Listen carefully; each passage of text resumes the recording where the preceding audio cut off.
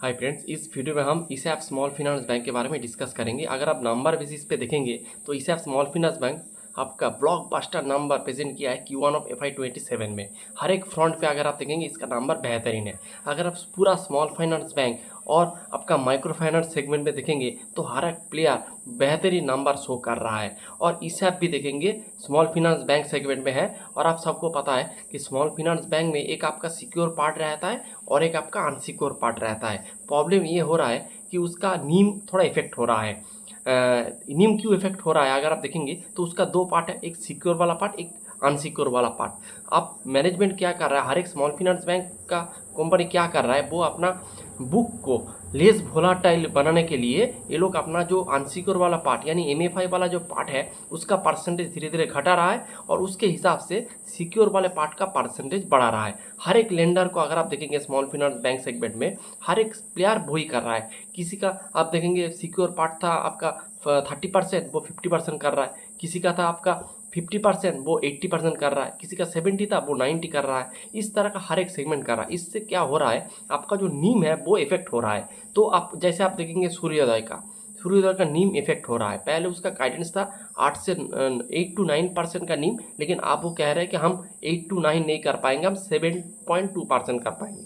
तो मेरे हिसाब से एक नेगेटिव गाइडेंस है, क्योंकि आपको हमेशा जो लेस गाइड करना है ओवर परफॉर्म करना है। मैं इस चीज़ों को अच्छी मानता हूँ, क्योंकि आप हमेशा जो आपका गाइड करेंगे उसके अनुसार आपको परफॉर्म करना पड़ेगा। अगर आप हर एक क्वार्टर में अपना जो गाइडेंस है इसको हम चेंज करते रहेंगे तो ये ऐसे स्टॉक ऐसे शेयर होल्डर को अच्छे नहीं लगता है। तो सूर्योदय बैंक कोई ख़राब रिजल्ट शो नहीं किया है, लेकिन उसका ये प्रॉब्लम है। मेरे को पूरा जो सूर्योदय स्मॉल फाइनेंस बैंक को गो थ्रू करके मेरे को यही पॉइंट लगा है कि ये वाला पॉइंट इसका थोड़ा डाउन है। ओवरऑल नंबर बहुत बढ़िया है, लॉस से प्रॉफिट में जा रहा है, हर एक सेगमेंट बढ़िया कर रहा है, एसेट क्वालिटी बेहतरीन हो रहा है, डिसबर्समेंट पिकअप कर रहा है, सब कुछ ठीक है।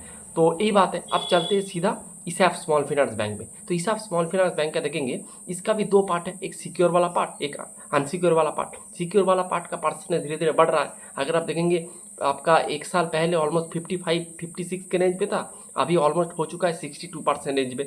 तो इसका भी सिक्योर वाला पार्ट का परसेंटेज बढ़ रहा है। उसके साथ मैनेजमेंट का गाइडेंस है कि हम इसको 80% में लेके जाएंगे अगले आने वाले सालों में। तो इसका सिक्योर वाले पार्ट का परसेंटेज बढ़ रहा है, उस हिसाब से इसका माइक्रो फाइनेंस वाला यानी अनसिक्योर वाले पार्ट का परसेंटेज घट रहा है।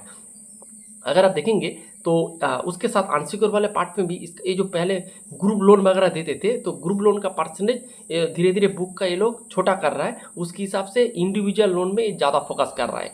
इन लोगों ने इसका नाम दिया है इमर्जिंग हाउस होल्ड करके, एक नाम दिया है। मेनली एक इंडिविजुअल माइक्रो फाइनेंस लोन है, तो इसके ऊपर ये ज़्यादा से ज़्यादा फोकस कर रहा है। तो यही बात है। ये मोटा मोटी इसका सिक्योर बुक में इसका मार्क करके एक बुक है, आपका MSME है, आपका उसके साथ एग्री है, और आपका रूरल रिटेल है, और आपका एग्रीकल्चर है। इस तरह का कुछ इसका बुक है। इनमें से आप देखेंगे इसका गोल्ड का परसेंटेज सिक्योर बुक में इसका गोल्ड का परसेंटेज थोड़ा ज़्यादा है और गोल्ड वाला सेगमेंट बहुत बढ़िया कर रहा है, तो इसका अच्छे बेनिफिट इस बिजनेस को मिल रहा है। ये हो गया बात। इसके बाद अगर आप इसके एडवांस देखेंगे तो लोन बुक का ग्रोथ हुआ है ऑलमोस्ट 27% से। मैनेजमेंट का गाइडेंस था हम FY27 में 20 से 25% में अपना रेवेन्यू को ग्रो करेंगे। तो ये नंबर देख के लग रहा है मैनेजमेंट FY27 का गाइडेंस बढ़ा सकते हैं। देखते जब कौन कौन होंगे क्या होता है। फिर अगर इसका दो पार्ट है, एक हो गया आपका मार्क वाला यानी आपका MSME रिटेल एग्री गोल्ड इस तरह का जो बुक है, तो उसका अगर आप ग्रोथ देखेंगे वो भी 42% से ग्रो किया है। उसका भी एसेट क्वालिटी बढ़िया हुआ है। उसका भी अगर आप यील्ड देखेंगे वो भी इम्प्रूव हुआ है। तो इसका मार्क वाला यानी सिक्योर वाला पार्ट भी बहुत बढ़िया कर रहा है, ये सबसे अच्छी बात है।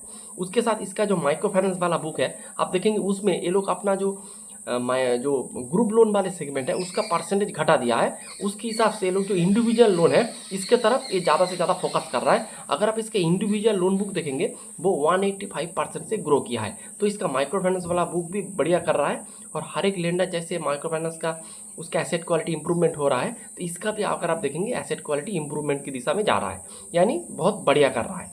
फिर अगर आप इसका डिसबर्समेंट देखेंगे तो 80%, इसका डिपॉजिट बुक देखेंगे तो ऑलमोस्ट 90% से ग्रो किया है। कासा मोटा मोटी स्टेबल है, 24-23% में इसका कासा रहता है। और अगर आप इसका सिक्योर और अनसिक्योर बुक का परसेंटेज देखेंगे तो 62% इसका बुक है secure book, remaining 32% book is आपका अनसिक्योर वाला बुक यानी एमएफआई बुक है, ये बात है। उसके साथ इसका डिसबर्समेंट 9% से ग्रो किया है, अगले आने वाले क्वार्टर में इसका डिसबर्समेंट और भी बढ़ेगा, तो ये बात है। फिर इसका कॉस्ट ऑफ फंड अगर आप देखेंगे 7.4 से कम घटकर हो चुका है 7.1%, यानी इसका कॉस्ट ऑफ फंड धीरे धीरे नीचे आ रहा है। उसके हिसाब से अगर आप यील्ड देखेंगे, यील्ड देखेंगे, यील्ड ग्रो कर रहा है। अगर आप इसकी यील्ड देखेंगे तो 15.5 से बढ़कर हो चुका है 17.2%, जो बहुत ही अच्छे है। अपना सिक्योर वाले बुक का परसेंटेज बढ़ा रहा है, फिर भी इसका नीम इम्प्रूवमेंट यील्ड इम्प्रूवमेंट हो रहा है। और इसका क्योंकि आपका यील्ड इम्प्रूवमेंट हो रहा है तो इसका जो नेट इंटरेस्ट मार्जिन वो भी इम्प्रूवमेंट की दिशा में जा रहा है, 6% से बढ़कर हो चुका है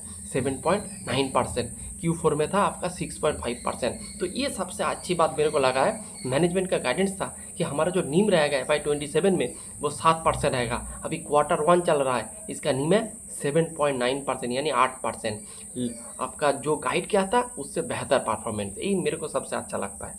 फिर ROA देखेंगे, मैनेजमेंट का गाइडेंस था FY28 में इसका ROA 2% चला जाएगा, अभी है 0.3%। Q1 ऑफ FY26 में था -3%, तो डिरेक्शनली ऊपर की दिशा में जा रहा है।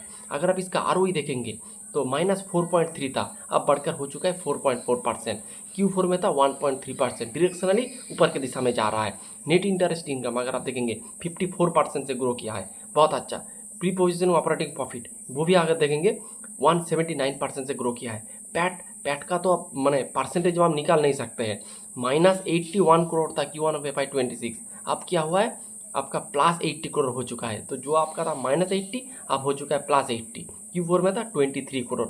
तो quarter on quarter, year on year basis में इम्प्रूवमेंट है। तो हर एक सेगमेंट बहुत बढ़िया कर रहा है। फिर आते हैं इसका एसेट क्वालिटी में, अगर आप इसका GNPA देखेंगे वो भी इंप्रूवमेंट हुआ है, 7.5 से घटकर हो चुका है 5.4%। और नेट NPA 3.8 से घटकर हो चुका है 0.8%, यानी एसेट क्वालिटी बेहतरीन हुआ है। फिर इसका क्रेडिट कॉस्ट देखेंगे 5.4 से घटकर हो चुका है 4.4%। अगर आप इसका कुछ एडिशनल प्रोविजन वगैरह किया है, नहीं तो इसका जो क्रेडिट कॉस्ट वो आपका 4.4 के भी नीचे था, 3.89% में था। और इसका अगर आप क्रेडिट कॉस्ट का गाइडेंस देखेंगे तो इसका क्रेडिट कॉस्ट का गाइडेंस है 2%, इसका क्रेडिट कॉस्ट का गाइडेंस है, तो उसी दिशा में जा रहा है। ये गाइडेंस है FY28 के लिए, तो बेहतरीन रिजल्ट आप देखेंगे। जो इसका स्मॉल फाइनेंस बैंक का नंबर जो आया है, बेहतरीन नंबर आया है। मेरे को 3 कंपनी का नंबर सबसे अच्छा लगा है। फर्स्ट ऑफ ऑल आपका ESAF small finance bank, Ujjivan small finance bank, और तीसरे नंबर पे है आपका जेना स्मॉल फाइनेंस बैंक। ये 3 नंबर मेरे को इस Q1 ऑफ FY27 में सबसे अच्छा लगा है in the small finance bank segment. तो ये ओवरऑल जो नंबर हिसाब का एक भी पॉइंट आपको देखने को मिलेगा जिसमें आपको लैग ऑफ कर रहा है, कोई भी पॉइंट एक नहीं है जो खराब कर रहा है, बेहतरीन नंबर है। और सब कुछ सही दिशा में जा रहा है। आप देखते जब कॉन कॉल वगैरह होंगे तो मैनेजमेंट का क्या कमेंट्री वगैरह रहेगा। और इसका वैल्यूएशन देखेंगे तो 1 से 1.25 के प्राइस टू बुक में ये बिज़नेस आपको इजीली मिल जाएगा। तो बढ़िया बिजनेस है और कोई रिकमेंडेशन नहीं है। Thanks for watching.